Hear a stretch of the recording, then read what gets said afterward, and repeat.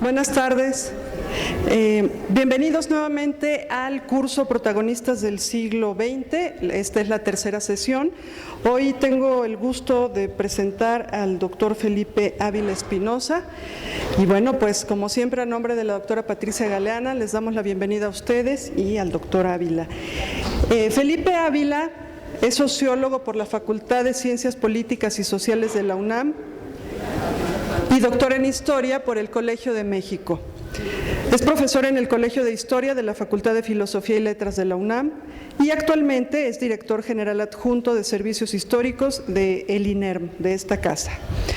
Algunas de sus publicaciones son Los orígenes del zapatismo, El gobierno interino de Francisco León de la Barra, El zapatismo, Tierra, Gente, Tiempo del Sur, esto dentro de la obra Historia de Morelos. Así que bueno, se quedan con el doctor Felipe Ávila para hablar de Emiliano Zapata.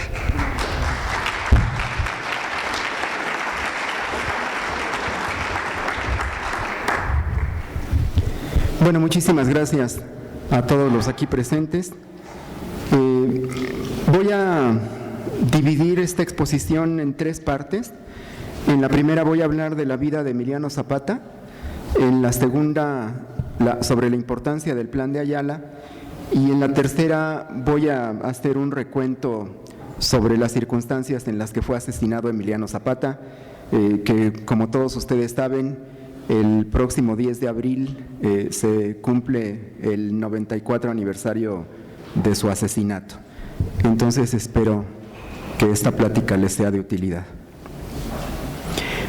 Emiliano Zapata Salazar, noveno de 10 hijos de Gabriel Zapata y Cleofas Salazar, nació en Anenecuilco, Morelos, el 8 de agosto de 1879. Su familia, de origen mestizo, poseía algunas tierras en el pueblo, así como algunas vacas y caballos. Aunque los Zapata no eran una familia rica, tampoco pertenecían a las numerosas familias pobres que apenas tenían para sobrevivir y que constituían la mayoría de las familias de la región. Emiliano pudo asistir a la escuela elemental en la vecina villa de Ayala, donde aprendió a leer y escribir y las nociones básicas de aritmética, historia y geografía que ofrecían las escuelas rurales de la época.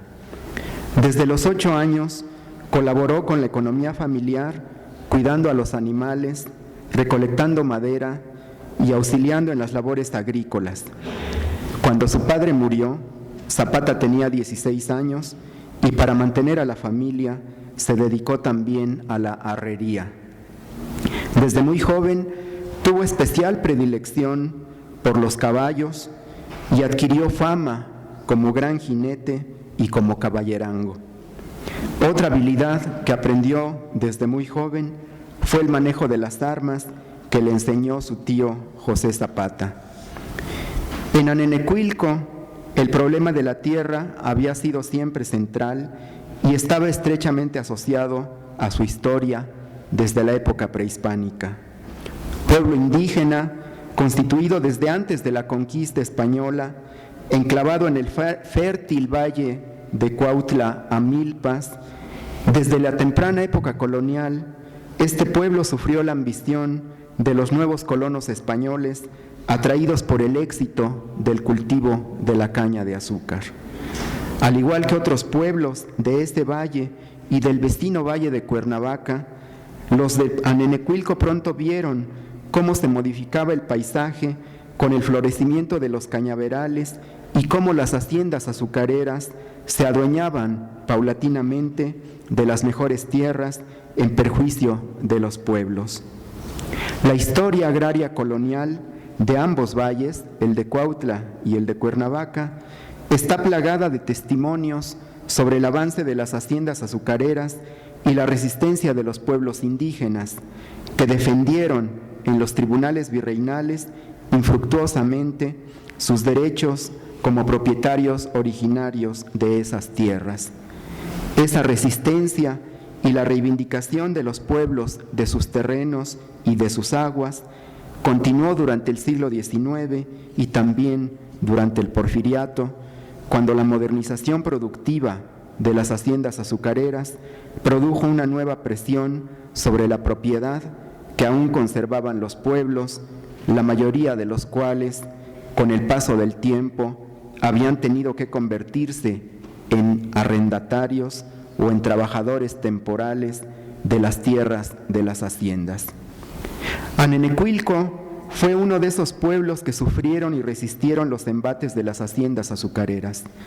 En su caso, la ofensiva provino de la vecina hacienda de El Hospital, así se llama la hacienda contigua a Anenecuilco, que se asentó en su región desde la época colonial y fue avanzando paulatinamente sobre las tierras de Anenecuilco, que reclamó siempre su derecho original sobre ellas. El punto culminante de esa larga historia ocurrió en 1910, cuando los dueños decidieron negar al pueblo de Anenecuilco la posibilidad de seguir trabajando en las tierras que arrendaban a la hacienda. Los hombres del pueblo, ante la necesidad de seguir alimentando a sus familias, decidieron ocupar por la fuerza parte de los terrenos de la hacienda en una acción extrema y exitosa, a pesar de los intentos de revertirla por parte de los hacendados y de las guardias rurales. Emiliano Zapata encabezó esa ocupación, pues había sido electo en septiembre de 1909 presidente del Consejo de Anenecuilco con la encomienda de custodiar los planos virreinales del pueblo y continuar la defensa para recuperar su propiedad original. Zapata tenía entonces 30 años y había alcanzado prestigio local por participar en la defensa de su pueblo y haber apoyado la fallida campaña electoral de Patricio Leiva, quien se había opuesto al candidato oficial de Porfirio Díaz, Pablo Escandón, en la contienda por la gubernatura del estado de Morelos en 1909. Zapata ya había sido apresado en varias ocasiones y había sido obligado incluso a engrosar el ejército a través de la leva, de donde había escapado. Tanto él como otros líderes campesinos que habían participado en la campaña de Patricio Leiva en 1909 estaban fuera de la ley y habían tenido que esconderse. Por ello, cuando tuvieron noticias de que la revolución a la que había convocado Francisco I. Madero en noviembre de 1910 había tenido éxito en el norte del país, vieron en ella una oportunidad para incorporarse y contribuir a resolver los problemas agrarios de sus comunidades y su situación personal de perseguidos de la justicia. Así, en marzo de 1911, una pequeña partida de hombres armados, entre los que estaban Emiliano Zapata, su compadre Otilio Montaño, Rafael Merino y Pablo Torres Burgos, se levantaron en armas y se incorporaron a la revolución de Madero. Zapata se convirtió en el jefe del movimiento que se extendió por el estado de Morelos y en tan solo 2 meses logró ocupar varias de las principales ciudades de la entidad, entre ellas Cuautla. Cuando Porfirio Díaz, en mayo de 1911, renunció a la presidencia de la República, derrotado por la rebelión de Madero, el movimiento zapatista era la principal fuerza revolucionaria en Morelos.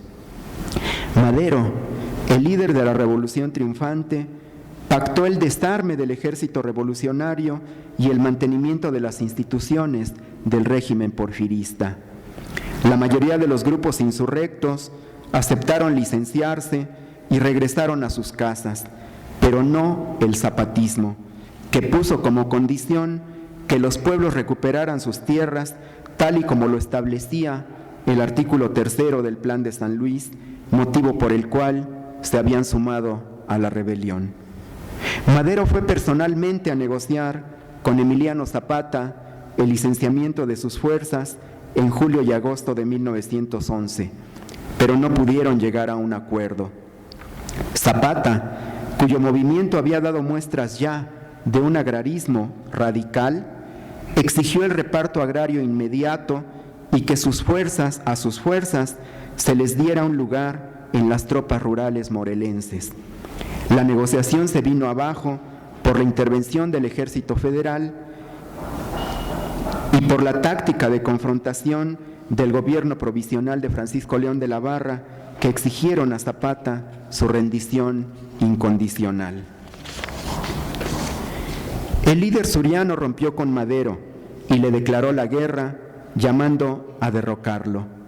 El Plan de Ayala, de noviembre de 1911, fue la justificación política de su rebeldía.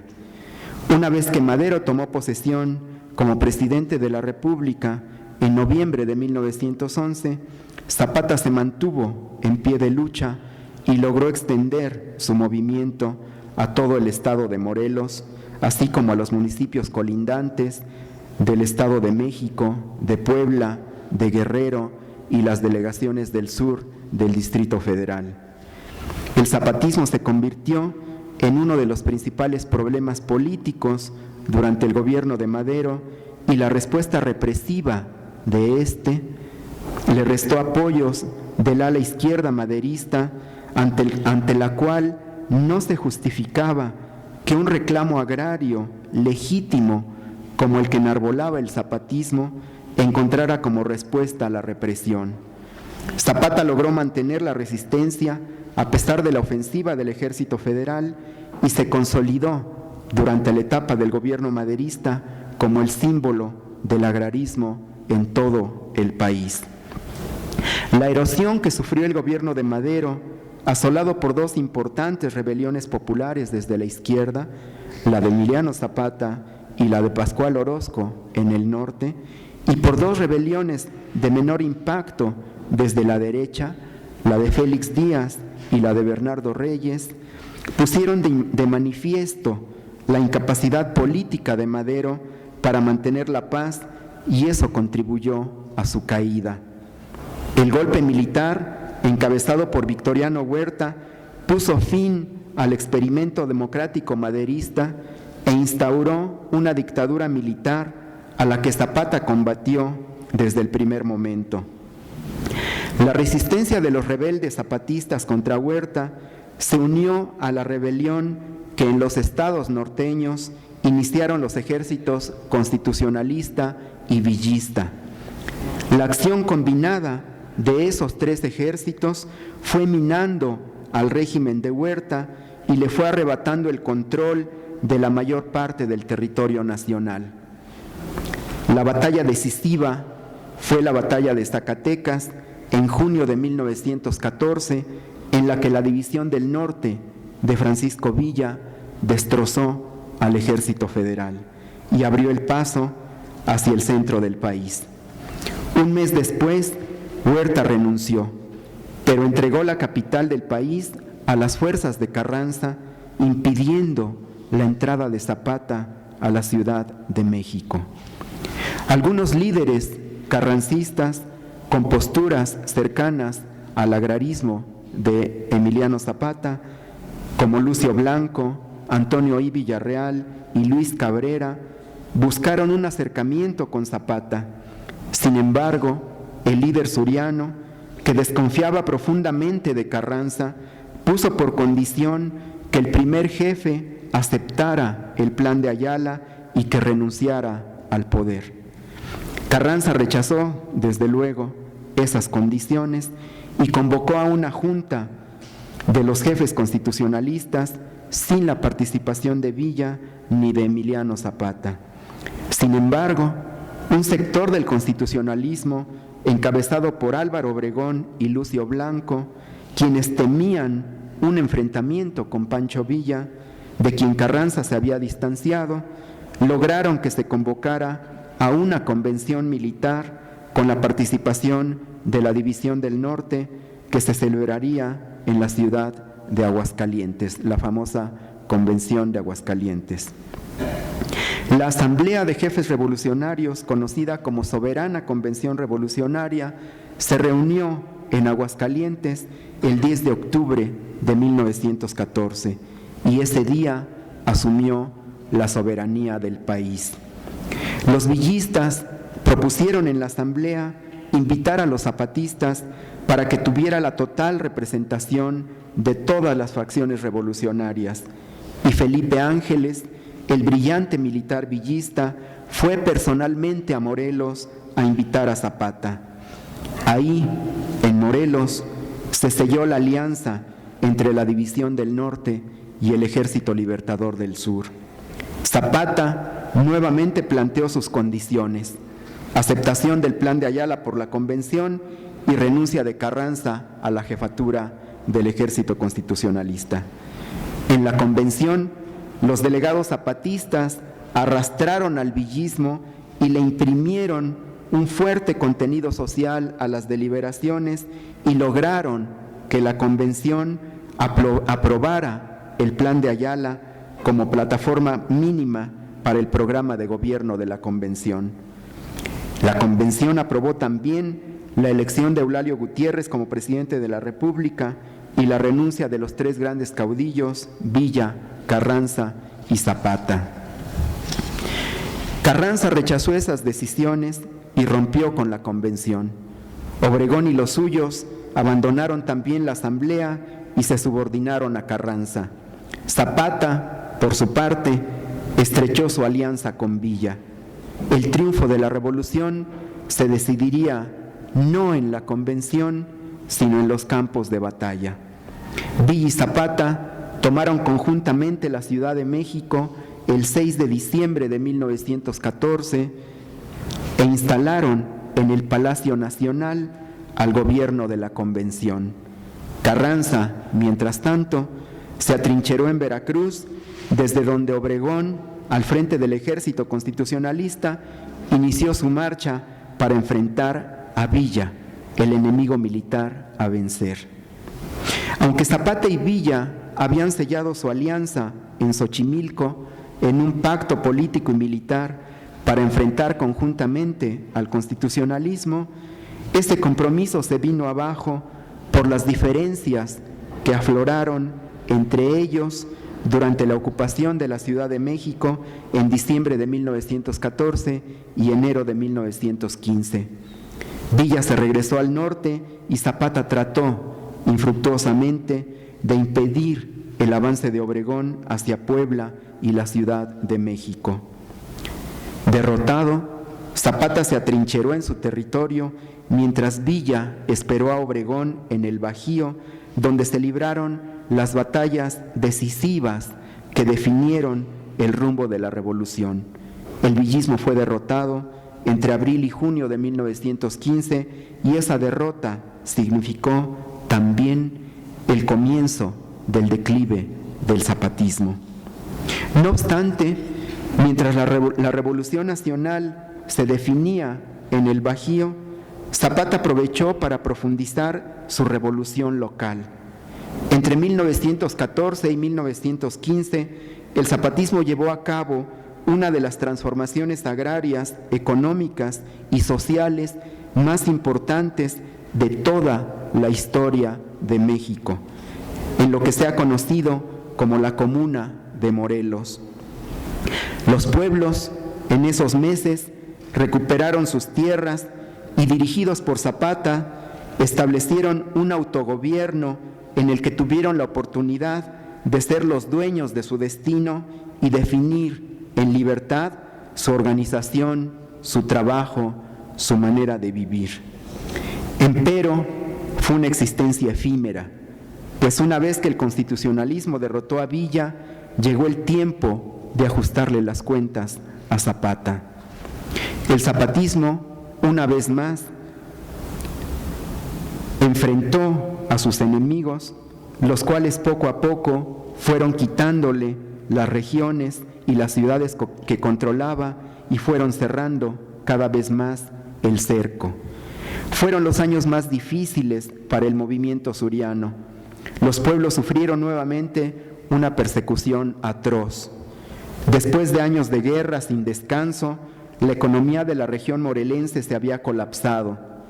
La escasez de alimentos y la carestía se sumaron a las persecuciones, a los bombardeos y al avance de las tropas enemigas.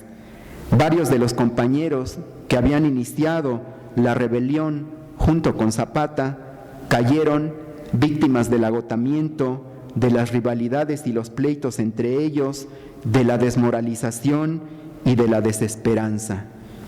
Zapata perdió a su hermano Eufemio, muerto por una venganza luego de un pleito de cantina, y vio cómo Otilio Montaño, su compadre y redactor del Plan de Ayala, era juzgado y fusilado, acusado de traicionar a la causa zapatista. Zapata, cada vez más solo, encabezó todavía una heroica resistencia de 3 años, de 1916 a 1919, en la que no lograron derrotar a su movimiento y en la que pudo volver a poner en jaque a los nuevos dueños del territorio, los militares constitucionalistas encabezados por Pablo González.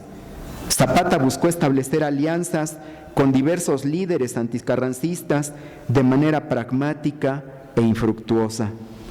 Su derrota final, una vez que había fracasado su estrategia de formar una amplia coalición contra Carranza y que las bases de su apoyo en Morelos estaban cada vez más debilitadas, era cuestión solamente de tiempo. Zapata cayó asesinado, víctima de una traición fraguada por Pablo González y de la que estuvo enterado Venustiano Carranza el 10 de abril de 1919 en la hacienda de Chinameca, cerca de donde nació. Su leyenda comenzó a forjarse desde este momento y se convirtió, con el paso de los años, en el principal prócer del agrarismo mexicano. Los ecos y la influencia de su figura y de su lucha se hicieron presentes en el contenido del artículo 27 de la nueva Constitución de la República, redactada en Querétaro por la fracción ganadora de la Revolución, que incorporó como derecho constitucional el reparto agrario y como responsabilidad del nuevo Estado garantizar su cumplimiento. La amplia reforma agraria llevada a cabo por los gobiernos posrevolucionarios a lo largo del siglo XX tuvo en Zapata su principal fuente de inspiración y legitimidad. Zapata se convirtió en símbolo de lucha y de rebeldía para los campesinos y para el movimiento popular mexicano.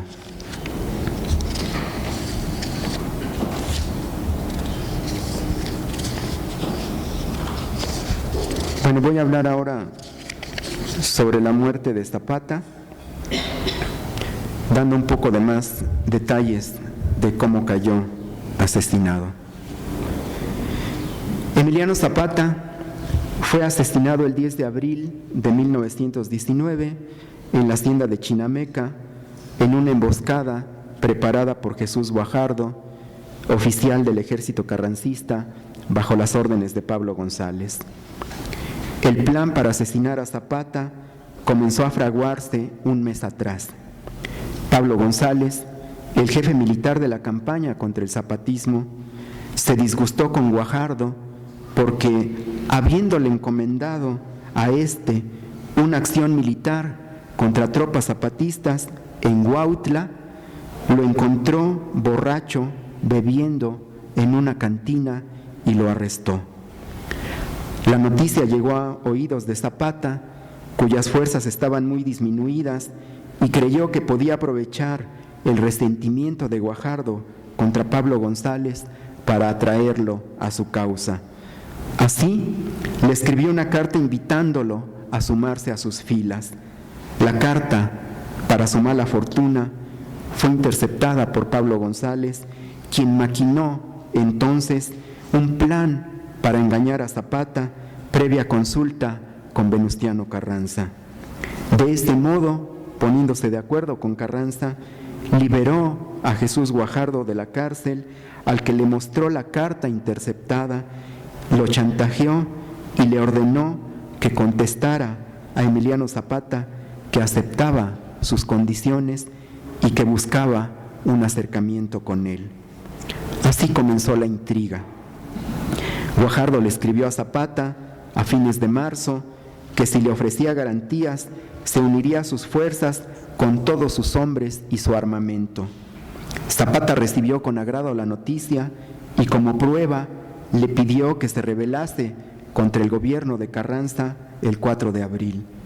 Guajardo aceptó, pero le pidió esperar el arribo de un cargamento de armas que llegaría días más tarde. Zapata, para estar seguro de la sinceridad de Guajardo, envió a alguien de su confianza a su campamento y los informes que recibió del comportamiento de Guajardo, que estaba fingiendo desde luego, lo animaron a organizar un ataque a Jonacatepec en poder del Ejército Federal. El 8 de abril de 1919, Guajardo se declaró en rebeldía contra el gobierno federal y el 9 tomó Jonacatepec y cumplió con la otra prueba que le había exigido Zapata: apresar y ejecutar a Victoriano Bárcenas y a su gente, que eran exzapatistas, a quienes el líder suriano consideraba traidores. Zapata llegó en la tarde de este 9 de abril cerca de Jonacatepec y se reunió con Guajardo, a quien felicitó y agradeció el caballo que aquel le obsequió, el famoso alazán Haz de Oros. Ambos se desplazaron hasta Tepalcingo y Zapata, quien a pesar de todas las señales de Guajardo seguía teniendo dudas de su sinceridad, lo invitó a cenar a su campamento para planear las siguientes acciones, a lo que Guajardo se negó. Quedaron de verse al día siguiente en la hacienda de Chinameca, donde Guajardo había estacionado sus tropas. Con su escolta, Zapata llegó a Chinameca en la mañana de ese 10 de abril. Entró al casco de la hacienda con sus hombres y poco después, cuando platicaba con Guajardo sobre la estrategia militar a seguir, una falsa alarma de tropas federales hizo que saliera con sus hombres a vigilar los alrededores y ordenara a su nuevo aliado defender la hacienda. Luego de dejar guardias, Zapata se acercó otra vez a la hacienda y permaneció a la expectativa, en espera de recoger el parque que Guajardo le había ofrecido. Este lo invitó a comer y luego de que soldados de Zapata de Guajardo le reiteraron la invitación, finalmente Zapata aceptó. A las 2:10 de la tarde, montado sobre el Haz de Oros y acompañado por 10 hombres, Zapata entró a la hacienda de Chinameca, donde los hombres de Guajardo lo asesinaron, consumando la traición preparada de antemano. El testimonio de uno de los acompañantes que sobrevivió al ataque es claro y emotivo, y cito: «Lo seguimos 10, tal y como él lo ordenara, quedando el resto de la gente muy confiada, sombreándose debajo de los árboles y con las carabinas enfundadas. La guardia formada parecía preparada para hacerle los honores. El clarín tocó 3 veces, llamada de honor. Al apagarse la última nota, al llegar el general en jefe al dintel de la puerta a quemarropa, sin dar tiempo para empuñar ni las pistolas, los soldados que presentaban armas descargaron 2 veces sus fusiles y nuestro inolvidable general Zapata cayó para no levantarse más». Así murió Zapata, y con su muerte el zapatismo, que había sido el movimiento más persistente y radical de toda la Revolución Mexicana, entró en su fase final de declive. El gobierno de Carranza y la prensa oficialista festejaron el asesinato de Zapata. A Guajardo se le rindieron honores de héroe y fue ascendido. Los jefes zapatistas eligieron a Gildardo Magaña como sucesor de Zapata y al igual que Genovevo de la O, entraron en tratos con Álvaro Obregón, quien a mediados de 1919 había comenzado su carrera hacia la presidencia de la República y había roto con Carranza, que se empeñaba en impedírselo.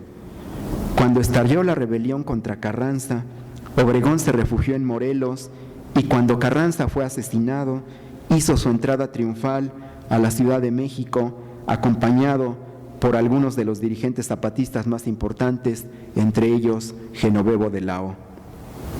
La figura de Zapata, vilipendiada por sus enemigos desde 1911, poco a poco se fue transformando. El Atila del Sur, el enemigo de la civilización, el robavacas sin principios, se fue transformando no solo en un héroe local, sino que muy pronto alcanzó dimensiones nacionales y se convirtió, con el paso de los años, en el símbolo por excelencia del agrarismo mexicano y también del agrarismo internacional. La muerte de Zapata, perpetrada a traición, facilitó esa transformación. Su carisma y el enorme arraigo que había tenido entre los pueblos campesinos de Morelos, así como la legitimidad de sus demandas agrarias, que enarboló con más fuerza que nadie, estuvieron en la base del culto popular que muy pronto se extendió en la zona zapatista. La gente de los pueblos, que lo había visto como un padre salvador, no se resignó a su muerte. Muy pronto comenzaron los relatos que aseguraban que Zapata no había muerto, que en Chinameca había olido la traición y había mandado en su lugar a un compadre que se le parecía mucho, que el cadáver tenía los dedos de la mano completos y Zapata había perdido la falange de uno de ellos en un jaripeo. Además de que decía la gente, el muerto no tenía el lunar que tenía Zapata en la mejilla. Zapata además era demasiado listo para dejarse sorprender, pero había decidido desaparecer para detener y aliviar el sufrimiento de su pueblo. La leyenda creció y desarrolló escenarios fantasiosos. Zapata había emigrado a Arabia, o se había escondido en las montañas de Guerrero, o vivía oculto en Morelos. En cualquier caso, seguía al pendiente de los suyos y regresaría cuando su pueblo lo necesitara para encabezar su lucha redentora.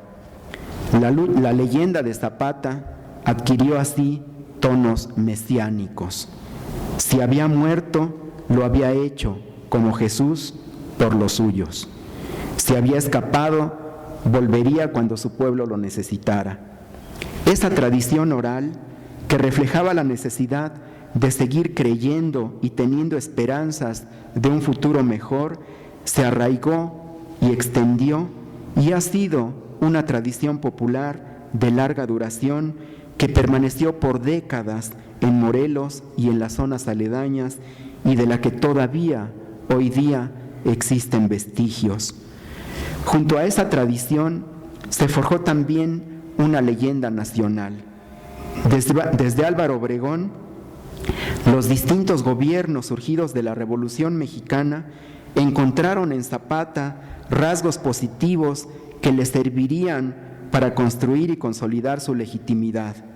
El Estado mexicano se apropió de los principales caudillos y creó un panteón de héroes moldeados a su conveniencia a través de la construcción de una ideología que tenía en la Revolución su momento fundacional y en sus personajes a los forjadores de la identidad del México contemporáneo.